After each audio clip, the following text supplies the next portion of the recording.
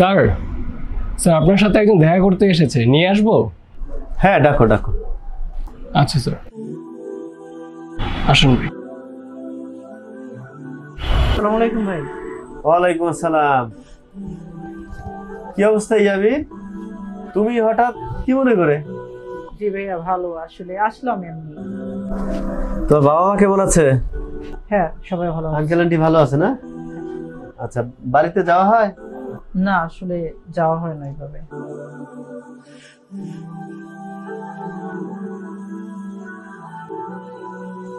Sir 10টা তো বেজে গেছে, বাসায় যাবেন না? ও আচ্ছা আচ্ছা, হ্যাঁ অফিস ক্লোজিং টাইম তো হয়ে গেছে।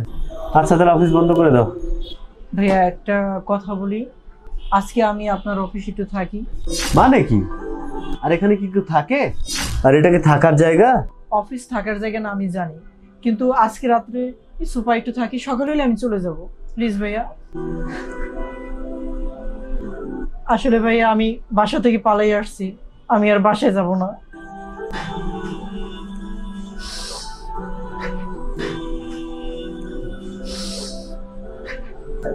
আচ্ছা, তুমি যে বাসা থেকে পালিয়ে আসছো এটা কি তোমার বাবা মা জানে? আমি বুঝলাম না, তুমি তোমার বাবা মার কেমন সন্তান? তুমি বাসা থেকে পালিয়ে আসছো, তোমার বাবা মা জানে না? তুমি এ অফিস এরকম করে চলছো, এটা কি কোনো কথা? হ্যাঁ, তুমি একটাবার চিন্তা করছো এটার জন্য তোমার বাবা মা কত টেনশন করতেছে? তুমি কি এটা বুঝতেছো? আর কি হয়েছে, বাসার থেকে পালাই আসছো কেন? ভাইয়া আমার আব্বু আমাকে 10 লাখ টাকা ব্যাংকে জমা দেওয়ার জন্য দিছিল। আমি আমার ফ্রেন্ডদের পাল্লায় পরে আমি অনলাইন জুয়া খেলে সব টাকা শেষ করে দিচ্ছি। এইটা যদি আমার আব্বা জানতে পারে আমার মাইরে ফেলবে। ধুর বোকা, এটা কি কোনো সমস্যা হলো? এই বিষয় নিয়ে কেউ টেনশন করে? আর তুমি দেখো, তোমার বাবা মা টাকার জন্য চিন্তা করছে না, চিন্তা করতেছে তোমার জন্য। তাদের না হার্ট অ্যাটাক হয়ে যায়, বুঝতে পারছো, তোমার জন্য চিন্তা করে। শোনো ভাই, টাকা গেলে তারা টাকা খুঁজে পাবে, কিন্তু তোমাকে হারিয়ে ফেললে তারা ছেলে কোথায় পাবে বলো? ভাই আপনি যদি আমাকে এখানে থাকতে না দেন, প্রয়োজন হলে আমি রেল লাইনে থাকবো, রেল লাইনে মাথা দিব। ইয়ামিন শোনো, তোমার কোথাও যেতে হবে না, তুমি এখানে বসো। ভাই আপনি তো জানেন আমার আব্বা কিরকম তার রাগ, যদি এইটা জানে আমার জানে মেরে ফেলবে। তুমি যা ভাবতেছো মোটেও না, তার চেয়ে বরং দেখো তোমার বাবা তোমার শোকে পাগল হয়ে আছে, বুঝতে পারছো? তার টাকার চিন্তা নাই, এখন চিন্তা তার ছেলের। শোনো, ভুল মানুষই করে আর সেই ভুল মানুষই শোধরায়। আর তোমার বাবার নাম্বারটা দাও। না না ভাইয়া, আমি মরে যাবো তবু আব্বার নাম্বার দিব না। আরে বাবা, এত ভয় পাচ্ছ কেন? এটা তো চিন্তা করার কোনো ব্যাপার না। আর তুমি তো তোমার ভাইকে জানোই, তোমার বাবা আমাকে অনেক স্নেহ করে, ঠিক আছে? তার প্রতি আমার একটা বিশ্বাস আছে, আমি যদি তাকে বুঝিয়ে বলি সবকিছু, সে তোমাকে কিছুই বলবে না। তুমি আমার উপরে ভরসা করতে পারো।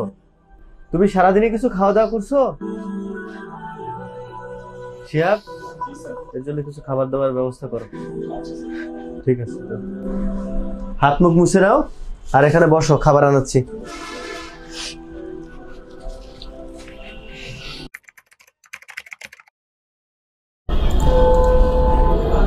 ভাই খাইছেন তো, এখন পানি খান। স্যার বাসায় তো আমার বাবা মা না খেয়ে বসে আছে, এখন তো যেতে হয়, 10টা বাজছে। তোমরা কি একসাথে খাওয়া দাওয়া করো? জি স্যার। ও, এই যে ইয়ামিন, শুনছো? দেখো, বাবা মা ছেলে মেয়ের জন্য কত কষ্ট করে, এত রাত বাজে তাও তার জন্য না খেয়ে বসে আছে বাবা মা। তাহলে তোমার বাবা মা তোমার জন্য কি চিন্তা করতেছে তুমি একবার ভাবতে পারছো? শিহাব, জি স্যার। ছেলেটা তো একটু বিপদে পড়ছে, আজকে একটু কষ্ট করো, আমরা সবাই একসাথে বের হই। ঠিক আছে। ওকে ঠিক আছে, একটু বসো প্লিজ। শোনো, পুরুষ মানুষ সাহস নিয়ে চলতে হয়, আর যেখানে সেখানে হিসাব ছাড়া যেতে হয় না। তোমার বন্ধু তোমাকে ডাকলো, তুমি একটা জায়গায় চলে গেলা, এটা তোমার উচিত হয়েছে? ওই 10 লক্ষ টাকা তোমার বাবার কাছে কিছুই না। আমি তোমার বাবাকে চিনি তো। ধৈর্য ধারণ করো আর তোমার বাবার নাম্বারটা বলো। নাম্বার দাও আমাকে। তোমার বাবার নাম্বারটা ছিল, সেট পরিবর্তন করে আমার কাছে এখন নাই। হ্যাঁ, নাম্বার বলো। নাম্বারটা বলো, মুখস্থই বলো। 0172 ওকে, 942।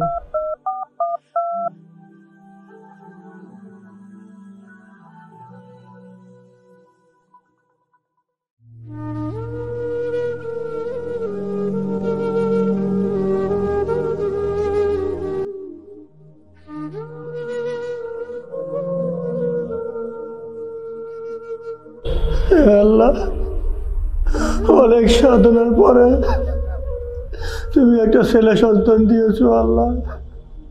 এই সন্তানকে আমি 2 দিন পরে খুঁজে পাইতেছি না আল্লাহ। হ্যাঁ আল্লাহ গো, তুমি ওই সন্তানকে ভালো মতো রাখো। হ্যাঁ আল্লাহ গো, আমার সন্তানকে তুমি খুঁজে দাও আল্লাহ। আল্লাহ গো, সন্তানকে তুমি খুঁজে দাও আল্লাহ। ছেলেকে তুমি খুঁজে বের করো আল্লাহ। আল্লাহ খুঁজে বের করো আল্লাহ। আমি আমার ছেলেকে খুঁজে পাই না আল্লাহ। আল্লাহ খুঁজে বের করো আল্লাহ।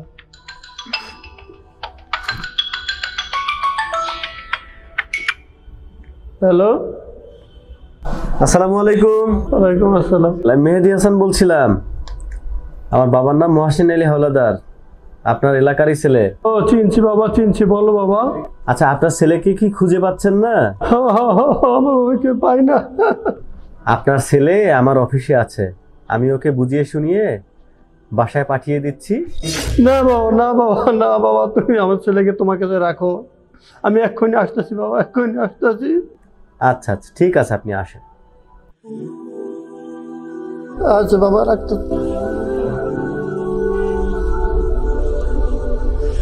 তোমার বাবার সাথে কথা হয়েছে, সে তোমাকে নিতে আসছে।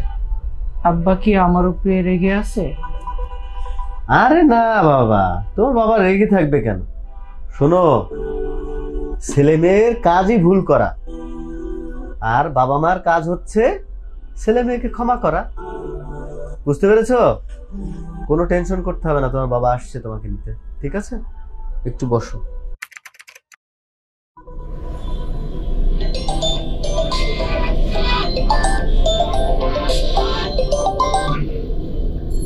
আসসালামু আলাইকুম। গুলশান লিংক রোড আসছেন?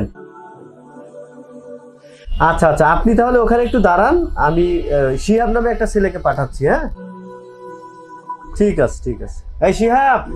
জি স্যার। আচ্ছা, ওই যে আমাদের অফিসের সামনে আমাদের এক আঙ্কেল আছে, আচ্ছা ওনাকে একটু রিসিভ করো, আর তোমার হোয়াটসঅ্যাপে ওনার নাম্বারটা পাঠিয়ে দিয়েছি। আচ্ছা স্যার। ঠিক আছে, নিয়ে এসো নাকি। বাবা, আরে বাবা,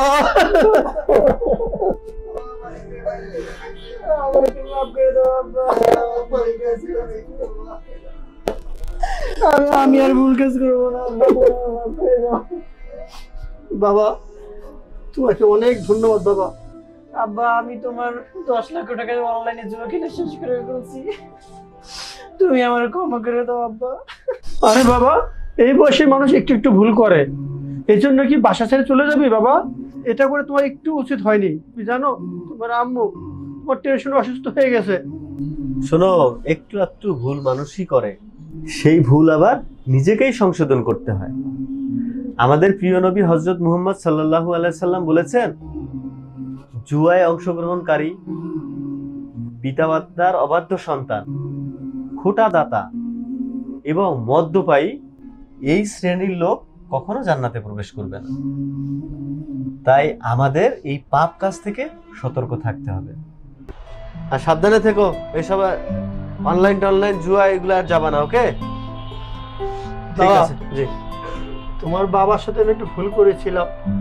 আল্লাহ আল্লাহ সেই উপলক্ষে আমাকে সে শাস্তিটা দিয়েছে আল্লাহ। না আঙ্কেল, আপনারা মুরব্বী মানুষ, ভুল মানুষই করে। তা আমার বাবা এগুলো মনে রাখে নাই, আর আপনার ছেলেকে একটু দেখে শুনে রাখবেন। ঠিক আছে, তো ভালো থাকবেন। বাবা আসে। যাও, বাবার কথা মতো চলবা। চলো।